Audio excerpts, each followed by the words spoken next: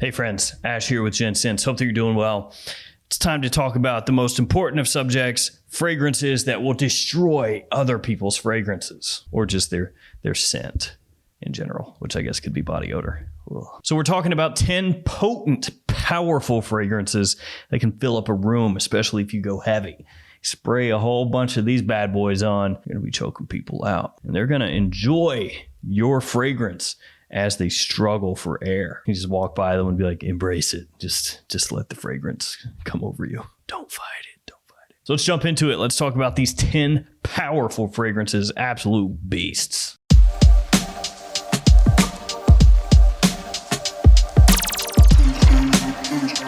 Let's kick things off with Eros Eau de Parfum. And really, you could also put the Eau de Toilette in this list. You could probably put the Parfum in this list. Put Eros Flame, whatever. Just put them all in here. Just Eros. Ugh. So the Eau de Parfum has candy apple. It's got mint, vanilla, and ambroxan as some of the notes in the fragrance. It's a sweet fragrance, which you would expect because it's in the Eros line, and that's really what this one's known for. Though I'd say the Eau de Parfum is a bit more versatile than the Eau de Toilette. Still has that potency. You know, it lasts forever. It projects heavily. It's great on an evening out.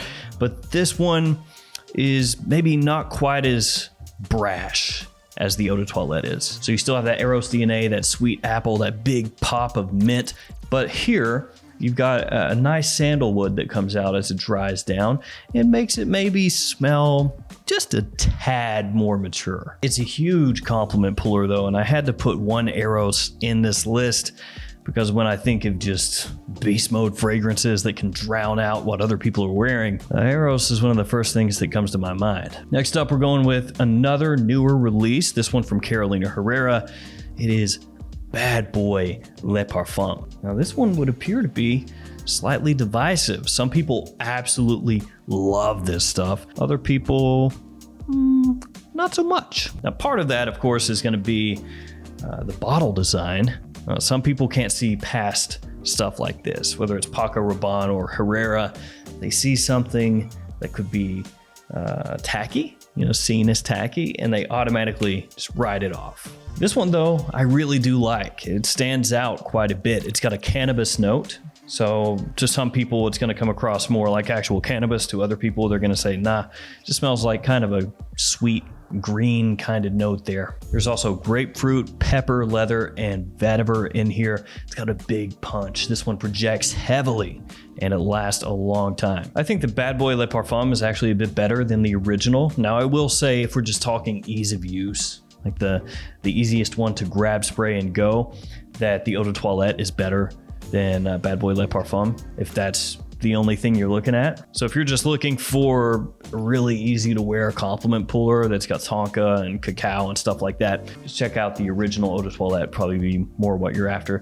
This one stands out a bit more, does its own thing, and like I said, it's a little more divisive, but I think it's more interesting. Let's go with another obvious one, Stronger With You, intensely stronger with you. Toffee, cinnamon, vanilla, tonka, and pink pepper. Some of the notes in this one. Really gourmandy, sweet, and sticky. This one, massive attention puller. And you can see the inspiration that this fragrance has given other brands popping up all over the place. You got a lot of different designer fragrances coming out nowadays that have a bit of a Stronger With You vibe. So either Stronger With You is just making people feel inspired, or Stronger With You is reproducing with other brands. Actually, I don't think fragrances can do that. Pretty sure they can't. And this is kind of similar to Eros. You could probably put Stronger With You absolutely in here. That would make a lot of sense as well. Stronger With You leather, but that one's pretty hard to find, frankly. But Stronger With You intensely makes the most sense for this list because that's the strongest one in the entire line. Next up, I gotta go with Bulgari Man in Black. Spices, rum, leather, tonka, and tobacco, some of the notes in the scent. Now, sometimes you'll have fragrances that are overloaded with masculine notes, or notes that are more typically deemed masculine, and then they just kind of wimp out on your skin. They don't really last all that long. They don't project that much, and you just think to yourself, man, that is false advertising. How can you put all those manly notes in there and then it's just like a weak fart, just kind of fades away from your skin. Nobody knows it was even there to begin with. And yet this one, with rum, leather, tobacco, and spices, lasts forever and projects heavily, which is exactly what you want in a fragrance with those notes, and a fragrance called Man in Black. It does have a resemblance to Spice Bomb from Viktor and Rolf, which also, frankly, could have made this list. That one, big time projection and performance there. But this one has that additional rum, that booziness, that little bit of sweetness that a lot of people actually will gravitate toward more than the original Spice Bomb. So Bulgari Man in Black, killer performance, fantastic cool weather scent, absolutely great. But is it as great as this next fragrance? I don't know. It's a rough undertaking to find something that's markedly better than this one. It's Fahrenheit Le Parfum from Dior. Suede, violet leaf, rum, once again, yeah, and vanilla. Some of the notes in this scent. This is high class stuff. This is a nice fragrance, let me tell you. So it's got just enough of that Fahrenheit DNA in here to tie it together with the line and not have it kind of stick out, you know, and be some random fragrance that's Fahrenheit in name only. You get a little bit of that violet leaf, that suede, that leather that kind of brings it home. You know, it's the rich second cousin of Fahrenheit that lives in the Hamptons or something, you know, just money flowing out of their ears. And then the normal Fahrenheit is more like a blue collar guy that still has money because it's Dior. But you know, he's busting his hump in a more manual way. And then this Fahrenheit Le Parfum is like white collar. The vanilla, the rum in here is rich, sweet, decadent. Fragrance is amazing smelling. It is costly as far as designer fragrances go, but it's worth every penny. Next up, I've got a clone fragrance that at one point was just kind of on top of the world. When it was discovered, everybody was just heaping praise on it, and it was just sitting there underneath the sun, you know, lounging on top of a hill. Oh, those are the days. People don't talk about it so much anymore.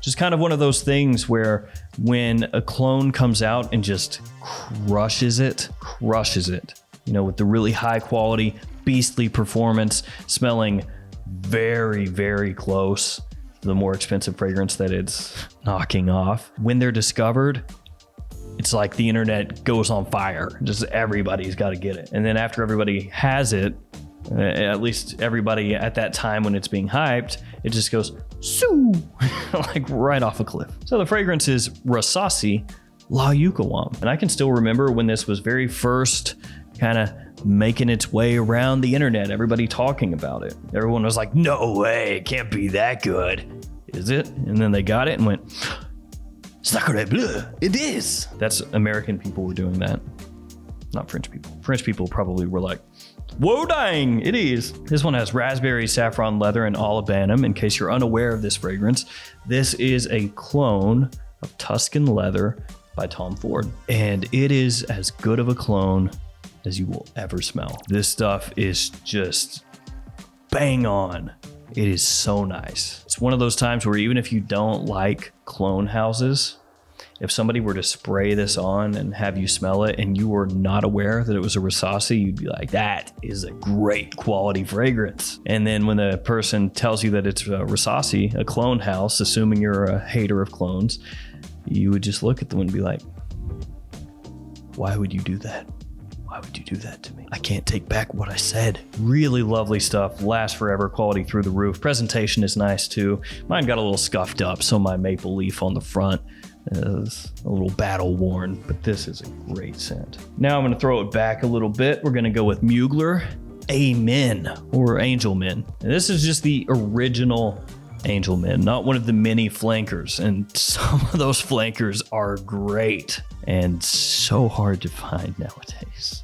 Mugler as a house, I'm just like, what are you doing, man? Some of these flankers, even at full retail, are awesome. And then they're all limited edition. Talking about the Amen flankers, and then get discontinued and it's impossible to find them. Anyway, this one has a ton of gourmand notes. It's got coffee, it's got vanilla, it's got honey, got a good amount of patchouli in here as well, and that patchouli gives it kind of a chocolatey feel. And on top of all that, you've also got caramel. So like I said, just loaded down with gourmand notes. Now this one is strong off the top, strong. So a lot of you out there may not dig that opening. Some people actually say that it reminds them of tar. Yeah.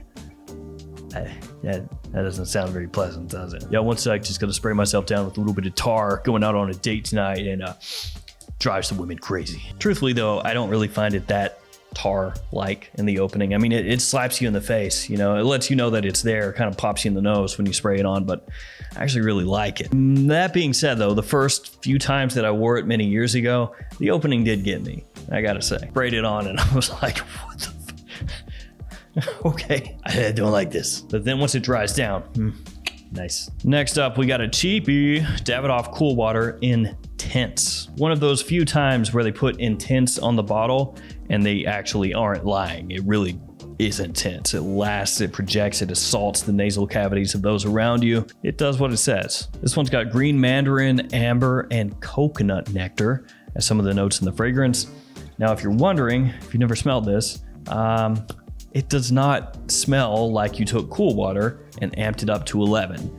That is not what this is. Actually, it really truthfully doesn't smell close to cool water at all. So don't go into this thinking, hey, I'm gonna get a discount intense version of cool water that will remind me a little bit of Green Irish Tweed. That ain't it. This one does have a synthetic kind of feel to it. It is sweet, powerfully so. Decently fresh, but in summer, because of how strong this is, you might actually want to reach for something else. This is more spring and fall for me. 90+ degree Fahrenheit days.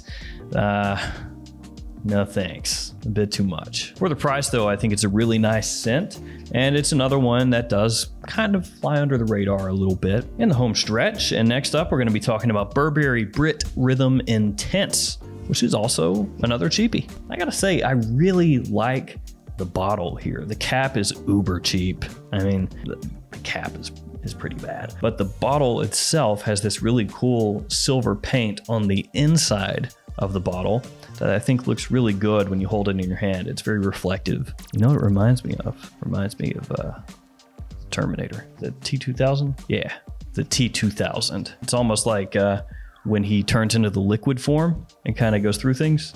That's what the bottle looks like. This one's got a ton of notes in here. So it's got leather, it's got tonka, it has vanilla, it has pepper, it's got raspberry, it has fig. I mean, that's just all over the place. And yet it ends up smelling really nice. The blend is good here. You've got kind of a mix of spices, of sweetness, of fruitiness, of warmth as it dries down. This is another one that I think is quite versatile. Pull this off in winter, pull it off in fall, early spring. It's got really good performance. There's a lot to like here. Burberry nowadays, for a lot of people anyway, is pretty much just the Mr. Burberry line, and maybe London, and maybe Touch too. But the Burberry Brit line, the entirety of that line pretty much gets overlooked nowadays. And this one being able to be purchased for like about $20 is a steal. Last up, we are going into Invictus territory with Invictus Legend. It has grapefruit, bay leaf, amber, sea salt, and watery notes. So a lot of notes that are going to be familiar to you if you're a fan of the Invictus line. Is this one sweet? Oh yeah, you bet your butt it is. It's an Invictus fragrance. What do you expect? It's actually got this kind of exotic mango fruity sweetness.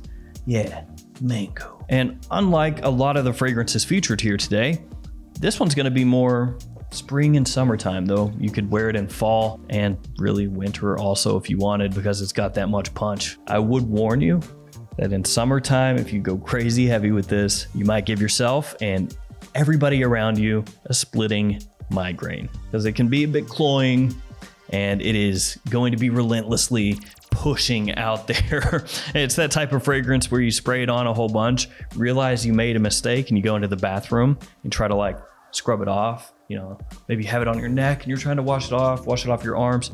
And it doesn't matter how much you scrub, the fragrance is going nowhere. Scrub all you want, I'm already in the skin, baby. I may or may not have had that happen in the past. Yeah, I did.